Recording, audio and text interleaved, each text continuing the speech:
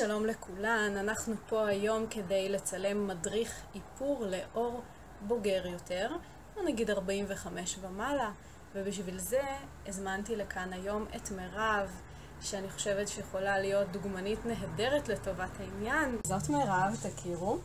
אז הדבר הראשון שאני הולכת לעשות זה באמת להכין את האור. אחד התהליכים שמתרחשים עם הגיל זה שהחומצה ההילרונית שנמצאת באור שלנו, הכמות הולכת וקטנה. מה שגורם לאור לאבד מהזוהר שלו ומהגמישות שלו.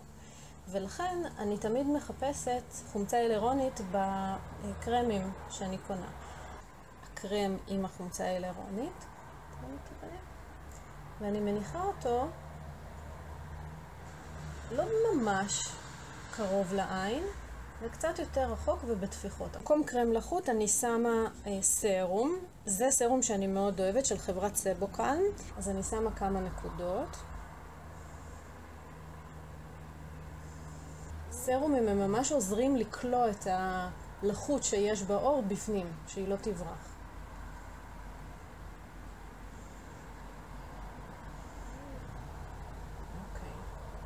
אנחנו דיברנו גם קצת קודם, ואת שאלת אותי על כיסוי של פיגמנטציה, כתמי שמש. אני כן אראה איך אפשר לטשטש את זה.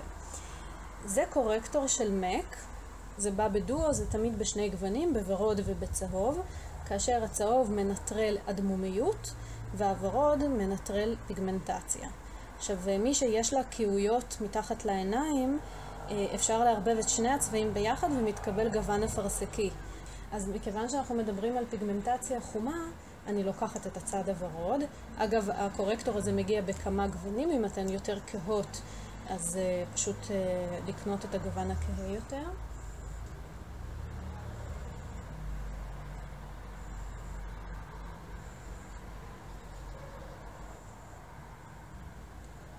זה כמו קסם הדבר הזה.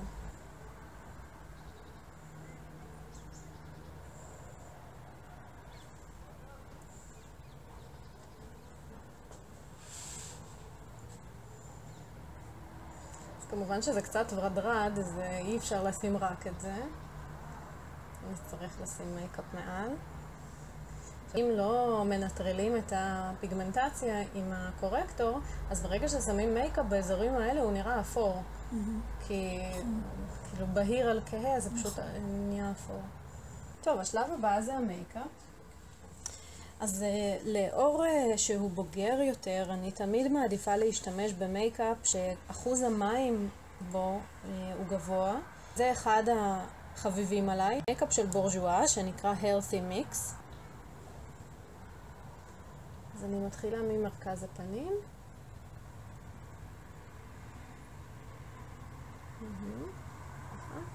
שהסיבים של המברשת מאפשרים להיכנס בכל האזורים הקטנים. עכשיו, באזור הזה, בגלל שכיסיתי עם הקורקטור, אני לא רוצה להזיז את זה מהמקום, אז אני תכף אעבור פה עם ספוגית בתפיחות. סבירה.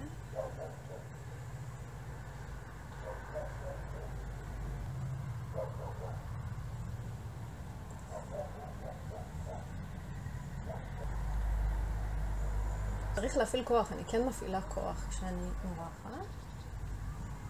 זה לא רק ליטופים.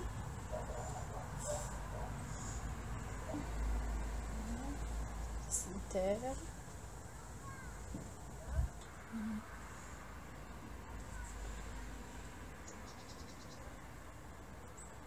עכשיו אני אקח את הספוגית ואני אעבור על האזור הזה שתיקנתי בתפיחות.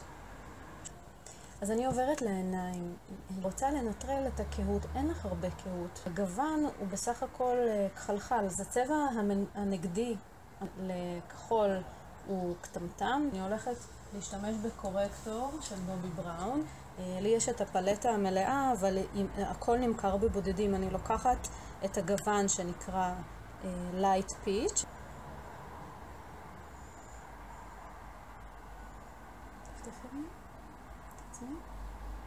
גם מנטרל את הכהות וגם מאיר את כל האזור הזה.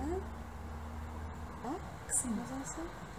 זה מאיר את ה... זה ממש מאיר את האזור הזה. אני מאוד אוהבת צלליות קרמזות, גם של בובי בראון.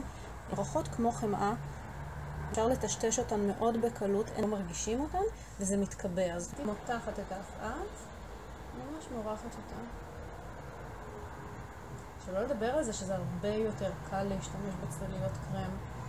זה לא מתפזר, זה לא מלכלך. אני לוקחת מברשת של Real Techniques, שנקראת Shading Brush. היא צפופה, קל לטשטש את הצלליות קרם.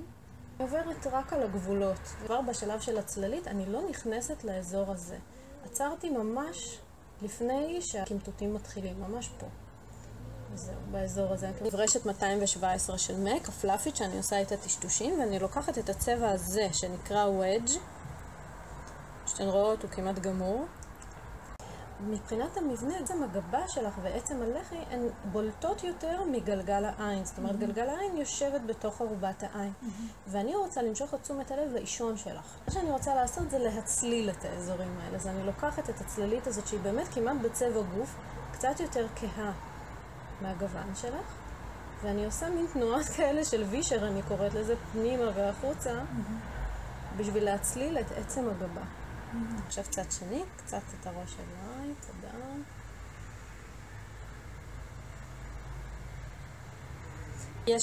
יש המון שיטות להדגשת גבות. במקרה שלך בחרתי לעשות את זה עם צללית ומברשת. היא מברשת של ספורה. זו רשת שיש אותה באירופה ובארצות הברית בכל מקום, אז אם אתן מטיילות אז שווה להיכנס ולקנות אותה. זו מברשת מספר 90, ממש קשיחה, זוויתית. ואז זה מאפשר לי להיכנס לצורה של הגבה. אני יודעת שהקווים שהיא תיצור יהיו מאוד דקים, דמויי שערות. מין תנועות נוצתיות כאלה.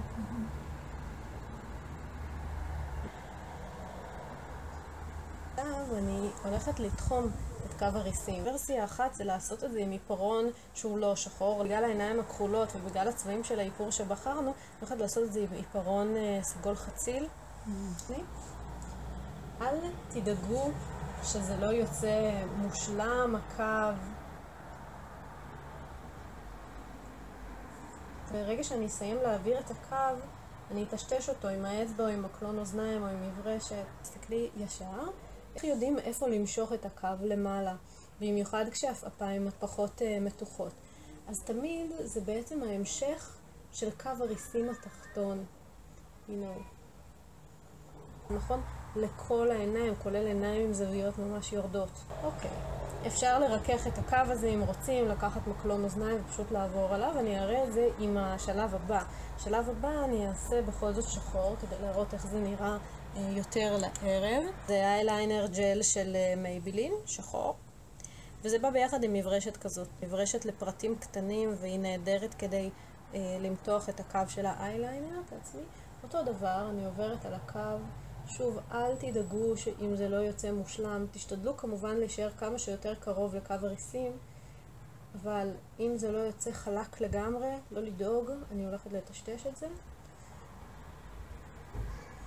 אני לוקחת את המברשת הזאת, מברשת עיפרון 219 של מק, ואני פשוט עוברת על הקו הזה שהרגע יצרתי במריחות קטנות, לא ישר על הכל, אלא מטפלת באזור הזה, ואז באזור הזה, ואז באזור הזה. אוקיי, אם אתן רוצות יותר דרמה, וזה משהו שעובד כמעט על כל סוגי העיניים, זה בעצם לעשות טייט ליין. מלא את השורש של הריסים ממש מלמטה. זה יוצר קונטרסט בין הקו של הריסים לאישון. האישון יותר בולט. תסתכלי למטה לכיוון האף. אני קצת מרימה את האף. ועוברת על השורשים של הריסים מלמטה. תראו מה זה עושה? איזה שינוי.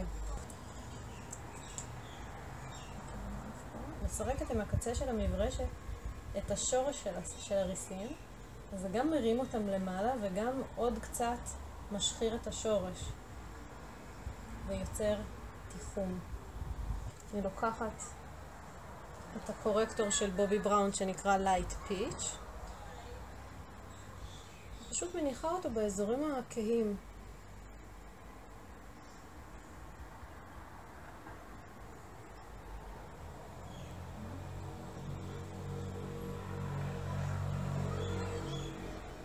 אני הולכת לשים קצת סומק. זה Color Burst של רבלון.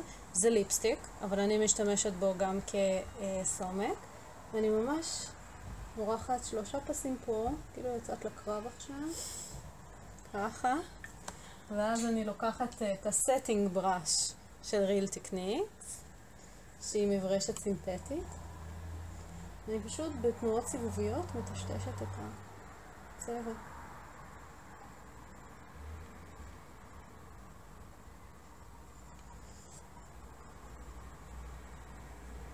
אני הולכת לתחום גם את החלק התחתון של העין.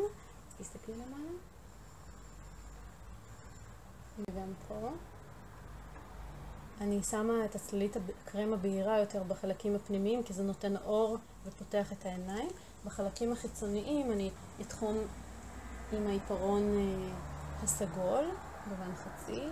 אני מחברת את הזוויות ממש. אני פחות נוטה לפדר אור מתבגר, אבל מתחת לעיניים חייבים, כי הקונסילרים והקורקטורים הם זזים. סטינג בראש של Real Techniques, פודרה של לאורה מרסייה, שיש לה תת גוון צהוב, היא לא לבנה לגמרי, ולכן היא גם לא מחבירה.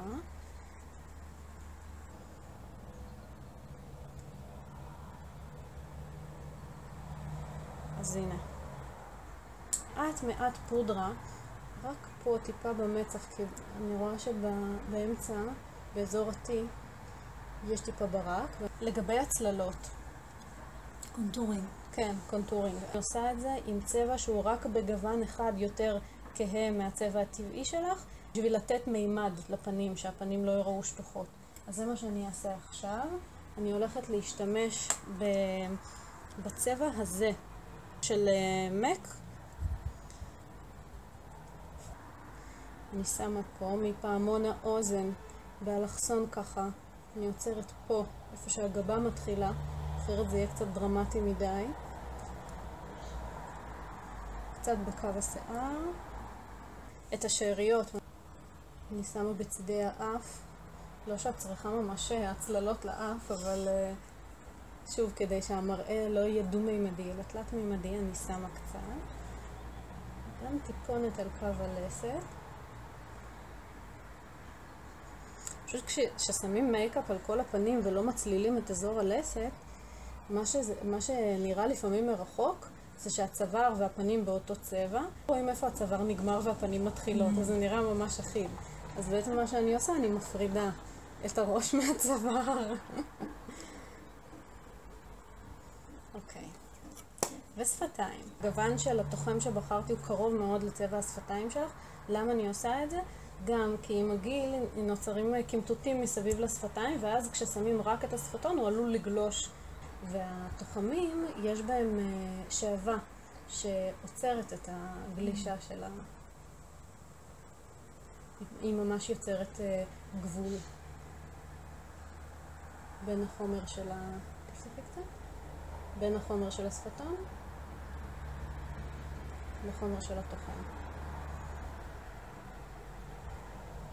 יש שפתיים מאוד יפות, לא צריך לתקן פה שום דבר, אני רק עוברת על הקו הטבעי שלך.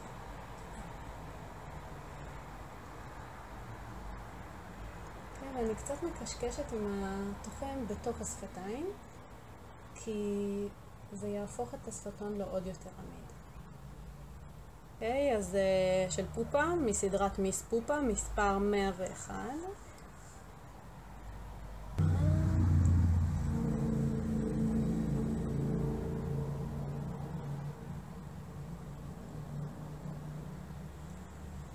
אוקיי, את מוכנה. תודה רבה למירב, תודה שבאת אלינו. זה הכל להיום, אני מזמינה אתכם כמו תמיד להשאיר שאלות, אני קוראת את הכל ביוטיוב, בפייסבוק, אנחנו נתראה בקרוב עם מדריכים נוספים.